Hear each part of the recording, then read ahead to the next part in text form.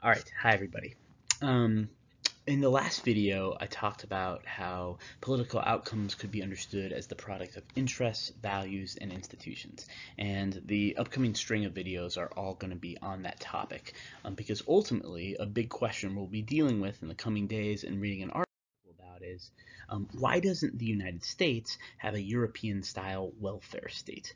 Not sure if this is a term you're familiar with, but it basically refers to the idea that a welfare state exists to provide a basic level of economic security for all citizens. That's one definition anyway. We'll go deeper into it later on.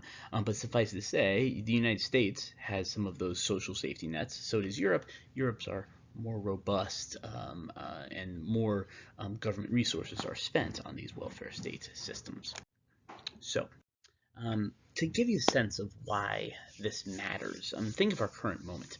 So, as you might know, there's universal health care in Europe in virtually every country. That is either because the government runs the healthcare system, sometimes it's called single payer. People in America are talking about Medicare for all. Either they have a system like that, or the government is just really involved in regulating and providing subsidies to the point that every citizen has health insurance.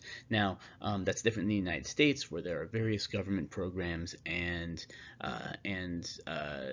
that's true. But a lot of people get their healthcare through the private sector, and it's often through their job. Now, why this might be relevant is this author for CNN is making the argument that this is not good in a healthcare crisis, where there's a lot of economic fallout, as you've seen. And if people lose their jobs, they lose their health insurance, and that could be a big problem during a situation like this. So that's one difference. Another example, and this is a piece in the New York Times saying, paid to stay home, Europe's safety net could ease the toll of coronavirus. Basically, what it's about is that there is generous paid sick leave in pretty much every job in Europe. It's required by law for the employer to do it, or either that or like the government actually pays for people's paid sick leave. Either way, everybody has paid sick leave pretty much, and in the United States that's not necessarily the case. There are lots of jobs without that, and so the risk in a public health scare is that people won't go to work. I'm sorry, that people will go to work even though they're sick, or if they can't go to work, they're not going to get paid, and then there's an economic problem, right? So to be clear, it might sound like right now like I'm trying to make an argument for America should have a European-style welfare state.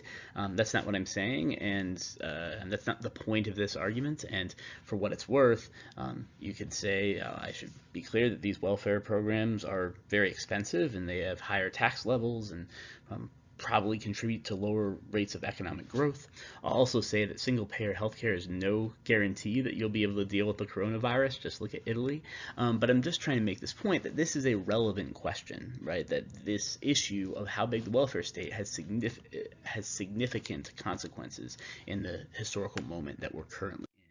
And therefore, we'll be looking at the impact of interests, values, and institutions as to why the United States doesn't have the same as robust welfare state as the European model. And in this regard, we'll really ultimately be making arguments about the importance of institutions in answering that question. And to that end, I want to spend a series of videos talking about political institutions and how they work.